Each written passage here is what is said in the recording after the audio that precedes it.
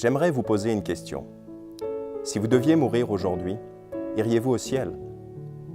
Peut-être vous n'y avez jamais pensé, vous ne vous êtes peut-être jamais posé la question.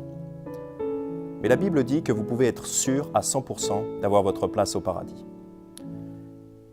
Selon la Bible, il y a certaines choses que vous devez comprendre afin d'obtenir le salut. Tout d'abord, personne ne va au paradis parce qu'il est une bonne personne. Nous n'allons pas au paradis grâce à nos bonnes œuvres. En effet, la Bible dit en Romains chapitre 3, verset 23, « Car tous ont péché et sont privés de la gloire de Dieu. » Aux yeux de Dieu, nous sommes tous coupables d'avoir enfreint sa loi. Nous avons tous commis le péché, comme vous, comme moi. Chaque fois que nous avons menti, même désobéi à nos parents, ou convoité les choses qui ne nous appartiennent pas, comme des possessions, des richesses, ou une femme qui n'est pas la nôtre, toutes ces choses-là sont des péchés. Et la Bible dit, nous sommes tous des pécheurs. Voilà pourquoi nous sommes tous coupables aux yeux de Dieu. Et la Bible dit, il y a un châtiment pour le péché, car Dieu est juste. Il ne peut pas laisser le péché impuni. C'est pourquoi il dit en Romains chapitre 6, verset 23, « Car les gages du péché, c'est la mort. » Ainsi, voilà pourquoi nous mourons, voilà pourquoi nous devons mourir. C'est à cause du péché. C'est une punition, car Dieu doit punir le péché. Et quand la Bible parle de la mort, elle ne parle pas seulement d'une mort physique, mais cela parle surtout d'une mort spirituelle, de la mort spirituelle qui est l'enfer. Car quand nous sommes morts, nous allons soit au ciel, au paradis, soit en enfer. Et les gens qui meurent dans leur péché, sans être pardonnés, vont en enfer. La Bible appelle cela la seconde mort. En Révélation 21, verset 8, la Bible dit « Mais les peureux, et les incrédules, et les abominables, et les meurtriers, et les prostituées, et les sorciers, et les idolâtres, et tous les menteurs, auront leur part dans le lac qui brûle avec du feu et du soufre, ce qui est la seconde mort. » La Bible ici nous donne une liste de pécheurs et nous dit « Tous ces gens-là auront leur part dans le lac qui brûle avec du feu et du soufre, ce qui est la seconde mort. » Il parle donc ici de l'enfer, de la mort spirituelle. Et nous voyons ici, dans cette liste, plusieurs péchés. Et Dieu veut nous faire comprendre que nous sommes tous dans cette liste et que nous appartenons tous à cette seconde mort. Nous méritons tous cette seconde mort. Pourquoi? Nous ne sommes peut-être pas tous des meurtriers, nous ne sommes peut-être pas tous des sorciers, mais nous avons tous menti, au moins une fois dans notre vie, il faut bien l'admettre. Et nombre d'entre nous ont fait pire que cela. Et si vous dites « non, je ne suis pas dans cette liste », là, vous y êtes, vous avez menti, car nous appartenons tous à cette liste. C'est un endroit terrible et vous ne voulez pas y aller, car c'est pour toujours. L'enfer, ça dure pour toujours. Vous êtes mort et ensuite, c'est pour toujours. Ça ne s'arrête jamais. Mais Dieu est un Dieu d'amour, Dieu nous aime. Il ne veut pas que nous allions dans cet endroit terrible. Il veut nous sauver. C'est pourquoi il dit, en Romains chapitre 6, verset 23, comme nous avons déjà vu, « Car les gages du péché, c'est la mort, mais le don de Dieu, c'est la vie éternelle par Jésus-Christ notre Seigneur. » Alors la première partie du verset, c'est la condamnation. C'est une mauvaise nouvelle, car les gages du péché, c'est la mort, oui. Mais Dieu ne nous laisse pas avec une mauvaise nouvelle, sans nous donner un échappatoire. La deuxième partie du verset dit « Mais le don de Dieu, c'est la vie éternelle par Jésus-Christ notre Seigneur. » Ainsi, si nous sommes condamnés, nous pouvons échapper gratuitement à la condamnation. Dieu veut nous offrir le don de la vie éternelle. C'est un cadeau que Dieu veut nous offrir. Et c'est par Jésus-Christ notre Seigneur. En Éphésiens chapitre 2, versets 8 et 9, la Bible dit « Car vous êtes sauvés par la grâce, par le moyen de la foi, et cela ne vient pas de vous, c'est le don de Dieu. Ce n'est point par les œuvres, afin que personne ne se glorifie. » Encore, car vous êtes sauvés, sauvés de l'enfer, sauvés de vos péchés qui vous conduisaient en enfer. Vous êtes sauvés par la grâce. La grâce, c'est quelque chose que nous ne méritons pas, mais qui nous est donné quand même, qui nous est offert gratuitement. Exactement comme quand le président de la République donne sa grâce présidentielle à un condamné, il dit simplement « Je te gracie, donc tu n'es plus condamné », simplement parce que je le veux. Eh bien avec Dieu, c'est pareil. Il veut nous donner la vie éternelle par sa grâce, car nous ne le méritons pas, mais il veut nous la donner quand même. Car vous êtes sauvés par la grâce, par le moyen de la foi, donc c'est par rapport à ce que vous croyez dans votre cœur, c'est par rapport à vos croyances. Et cela ne vient pas de vous, c'est le don de Dieu. Donc le salut, le fait d'accéder au paradis, au ciel, cela ne vient pas de nous. Cela n'a rien à voir avec ce que nous avons fait. C'est le don de Dieu. Donc c'est un don pour lequel Dieu a payé. C'est Dieu qui a payé pour ça. Au verset 9, il dit « Ce n'est point par les œuvres, afin que personne ne se glorifie. » En fait, il le dit de 4 manières différentes. De 4 manières différentes, il dit « Être sauvé est un cadeau de Dieu. La vie éternelle est un cadeau de Dieu. » Ainsi, c'est Dieu qui a tout payé. Et c'est pourquoi nous n'avons rien à faire. Nous n'avons aucune bonne œuvre à faire. Car les bonnes œuvres, c'est dur, c'est difficile, c'est du travail. Mais le salut ne s'obtient pas par les bonnes œuvres. C'est le don de Dieu. Et c'est pour ça que c'est une bonne nouvelle. Et cela a à voir, bien sûr, avec ce que Jésus a fait. Jésus est le Fils de Dieu. La Bible dit en Matthieu chapitre 1, verset 22, à propos de la naissance de Jésus, la Bible dit « Or, tout cela arriva, afin que s'accomplisse ce que le Seigneur avait dit en ces termes par le prophète. Voici, une vierge sera enceinte, et elle enfantera un fils, et on le nommera Emmanuel, ce qui signifie Dieu avec nous. » Car oui, son nom, c'est Jésus-Christ, c'est le nom le plus exalté de tous les noms, mais on peut aussi le nommer Emmanuel, ce qui est simplement un nom hébreu qui signifie Dieu avec nous. Car Jésus, le Fils de Dieu, est Dieu manifesté dans la chair. La Bible dit « Dieu a été manifesté en la chair ». Il a vécu une vie parfaite.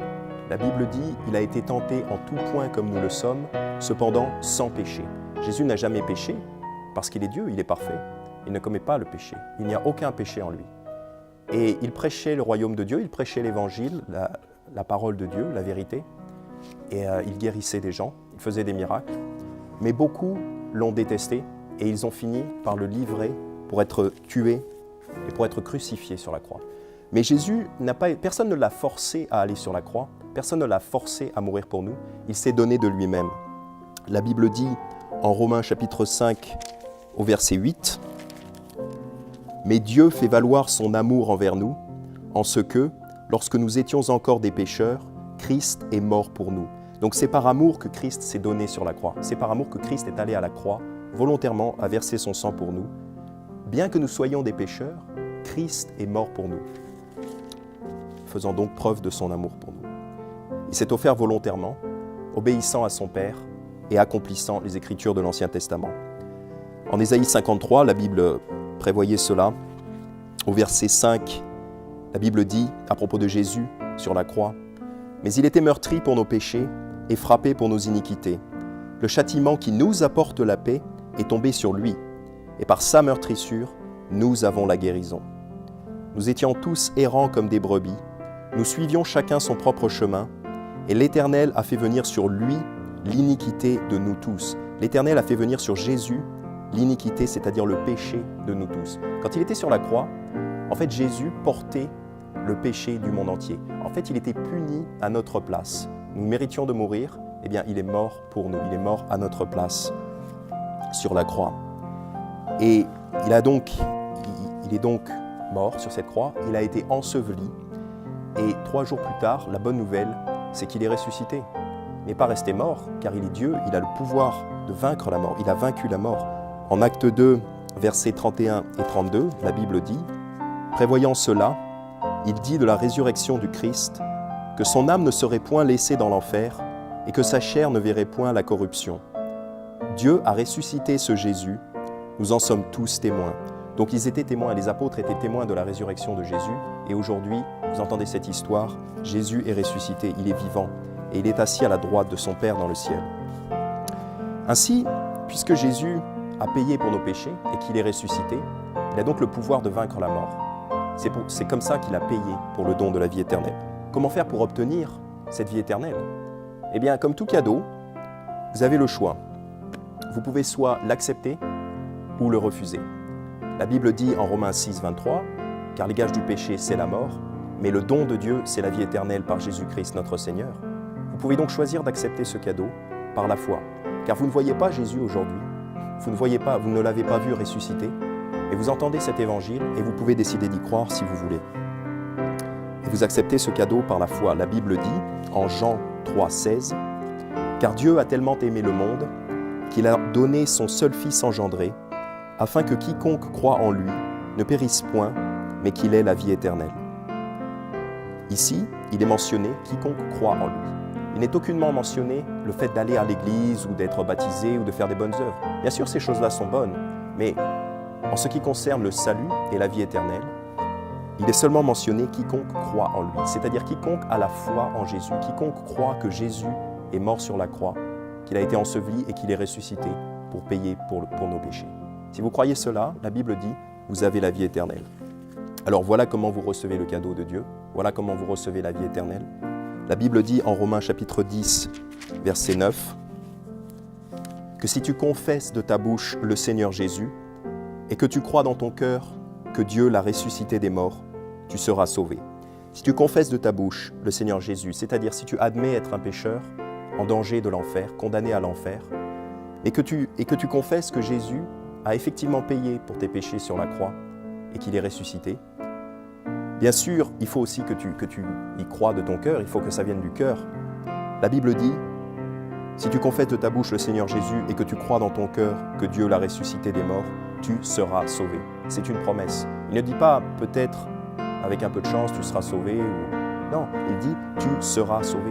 C'est une promesse de Dieu. C'est pourquoi il dit au verset 13, car quiconque invoquera le nom du Seigneur sera sauvé. Si donc vous lui demandez, il promet de vous sauver et de vous donner la vie éternelle. Et de la même façon que vous n'avez rien fait pour mériter cette vie éternelle, il n'y a rien que vous puissiez faire pour perdre ce cadeau une fois que vous l'avez reçu.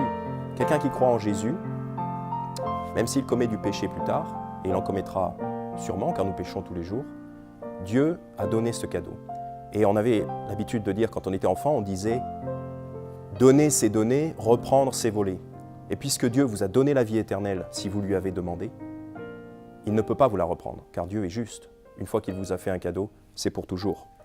Pour vous assurer de ceci, je vais vous lire ce que dit Jésus en Jean chapitre 10, versets 27 à 30. « Mes brebis entendent ma voix, et je les connais, et elles me suivent. » Les brebis, ce sont les croyants, ce sont les gens qui ont invoqué le nom du Seigneur, comme dit la Bible. Ce sont les gens qui croient en Jésus-Christ. « Mes brebis entendent ma voix, et je les connais, et elles me suivent. Et je leur donne la vie éternelle, et elles ne périront jamais, et nul ne les ravira de ma main. Mon Père, qui me les a donnés, est plus grand que tous, et personne ne peut les ravir de la main de mon Père. Moi et mon Père, nous sommes un. » Donc, quand vous croyez en Jésus-Christ, quand vous êtes un croyant, quand vous avez cru à l'Évangile, la Bible dit, Jésus vous tient dans sa main, et personne ne peut vous en arracher, parce que ça ne dépend pas de vous, mais c'est lui qui vous tient. Et de la même façon, vous êtes dans la main de son Père, et il n'y a personne qui est plus fort que Dieu le Père. Donc il vous tient, et il n'y a rien que vous puissiez faire pour sortir de là. Personne ne peut vous en arracher, car ça dépend de lui, et c'est lui, avec son pouvoir, qui vous retient. Voilà pourquoi, quand vous êtes sauvé, vous êtes toujours sauvé, et vous pouvez avoir la paix. D'ailleurs, Dieu dit, je ne me souviendrai plus de leurs péchés, ni de leurs iniquités. Voilà pourquoi vous êtes sauvés pour toujours, et vous avez la paix avec Jésus. Tous vos péchés sont pardonnés et oubliés. Ainsi, si vous avez cru ces choses, j'aimerais vous inviter à formuler une prière. Je peux vous aider à formuler une prière. Si vous croyez que Jésus est mort pour vous sur la croix et qu'il est ressuscité, pourquoi ne pas prier avec moi dès maintenant? Voilà ce que vous pouvez dire à Jésus. Cher Jésus, je reconnais être un pécheur et mériter d'aller en enfer. Mais je crois que tu es mort pour moi sur la croix et que tu es ressuscité. Je te prie, s'il te plaît, de me pardonner et de me donner la vie éternelle. Gloire à toi. Merci. Amen. Voilà. Si vous avez prié cette prière et que vous y croyez dans votre cœur, vous êtes sauvés.